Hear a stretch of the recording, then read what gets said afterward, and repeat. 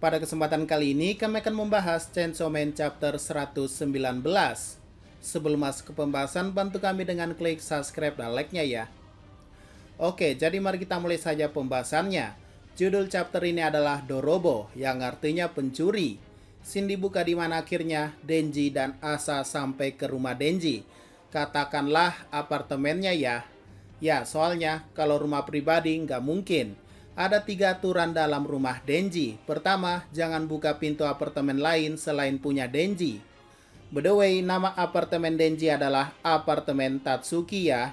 Mengambil nama dari kreatornya sendiri yaitu Tatsuki Fujimoto. Jangan bilang Tatsuki Fujimoto sensei ada di apartemen yang sama dengan Denji dan ada di dunia Chainsaw Man. Oke, lanjut. Mendengar aturan nomor 1, ekspresi admin sama seperti Asa sih.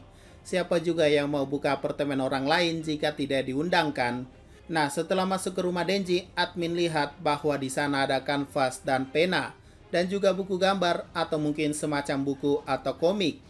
Ini mengingatkan admin pada fanart dari fandom Chainsaw Man yang menggambarkan Nayuta suka menggambar, dan itu benar.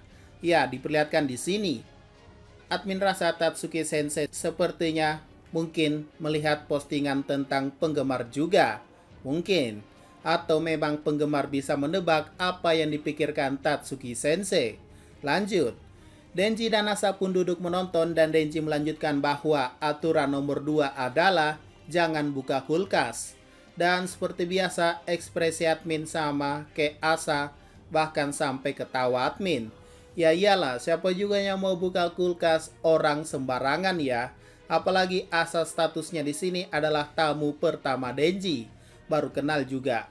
Admin pikir mulai dari sini bahwa aturan yang ada di rumah Denji itu sebenarnya normal aja sih. Apalagi kalau benar yang menciptakan aturan tersebut adalah Nayuta aka Control Devil. Itu sudah sangat wajar. Namun mungkin aturan ketiga agak sedikit absurd. Yaitu apapun yang terjadi jangan mencium Denji di depan Nayuta. Ini membuat Asa sangat malu dan mengelak bahwa siapa juga yang mau mencium Denji. Dalam obrolan ini sedikit lucu di mana Denji juga merasa pede bahwa ia mengira Asa memang menyukainya. Karena Asalah yang pertama kali mengajak Denji untuk kencan. Dan akhirnya Asa pun keceplosan bahwa sebenarnya ia itu malah membenci Denji. Yang membuat Denji kaget. Well, kita tahu sebenarnya Asa itu tsundere atau bohong pada perasaannya sendiri ya. Biasalah, jual mahal. Kalau terang-terangan nanti Denji besar kepala lagi.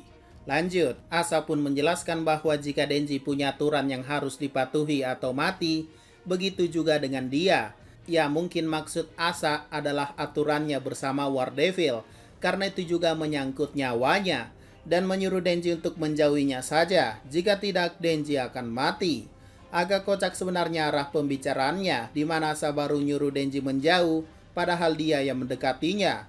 Dan ya, Asa mengungkapkan kalau Denji hanyalah pengalih perhatian dan akan pulang setelah filmnya selesai. Lanjut, Denji pun kepikiran, jadi selama ini Asa cuma manfaatin dirinya. Ini tentu saja membuat Denji mengalami trauma dengan sekian banyak dengan cewek lagi. Sehingga ia pun berpikir keras apakah Denji melakukan kesalahan. Seperti memaksa Asa memakan bintang laut. Tapi Denji juga ingat bahwa ada yang pernah ngatain Denji bahwa bau badannya itu kayak bau anjing. Jadi menurut Denji apakah Asa tidak menyukainya karena bau badannya seperti anjing. Dan seketika itu Denji berpikir kalau ia mungkin harus berhenti tidur dengan anjing lagi. Tapi uniknya dalam dialog ini Denji juga menyangkal pikirannya sendiri. Bahwa anjing kan gak bau. Jadi bagi kalian yang punya anjing di rumah, mana pernyataan yang benar? Anjing berbau atau tidak? Oke, lanjut. Entah apa yang merasuki Yoru. Ya, Yoru tiba-tiba mengambil alih tubuh Asa dan mencium Denji. Dan bertepatan dengan itu, Nayuta pulang dari jalan-jalannya bersama para anjing. Dan seketika saja menyebut dan menunjuk Yoru sebagai pencuri dan langsung mengeluarkan rantai dari tangannya dan menembus kepala Yoru. Dan bersambung. Ya, agak aneh kan dalam chapter ini. Seperti biasa, ciri khas Chainsaw Man yang absurd. Pertama-tama mari kita bahas kenapa Yoru mencium Denji. Dari ekspresi Yoru sebelumnya, tidak digambarkan ia malu-malu atau terlihat merah pada mukanya. Jadi admin rasa Yoru punya maksud lain selain suka. Tapi admin pikir lagi, bukannya Asa dan Yoru berbagi perasaan. Artinya ada kemungkinan walau kecil bahwa Yoru juga menyukai Denji, dan itulah kenapa ia menciumnya. Dan kedua, mungkinkah Yoru tahu bahwa tuan rumah Denji yaitu Nayuta bakal balik, sehingga ia sengaja mencium Denji hingga Denji dianggap melanggar aturan rumahnya sendiri. Ya, sesuai aturan nomor 3 bahwa jangan mencium Denji di depan Nayuta. Dan teori ketiga, jadi gini, apakah mungkin Yoru ingin membuat Denji merasa bersalah karena melanggar aturan rumah? Kita tahu kan bahwa syarat untuk menjadikan manusia senjata adalah membuat perasaan bersalah dulu.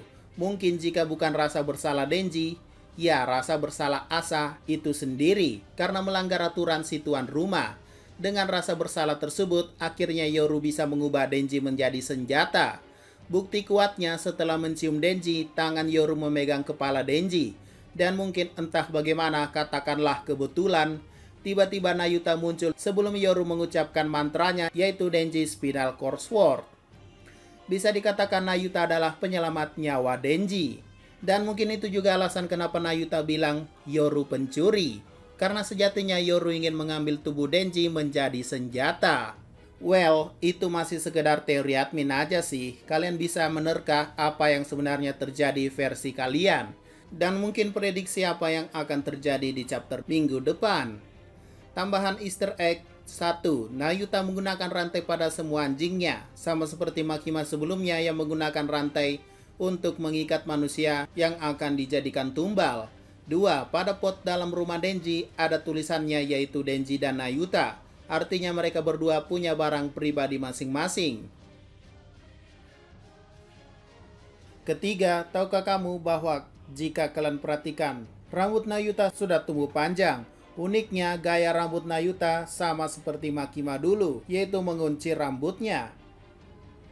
Oke, mungkin itu saja pembahasan pada chapter kali ini. Jika ada pertanyaan dan masukan, silakan komentar saja di bawah ya.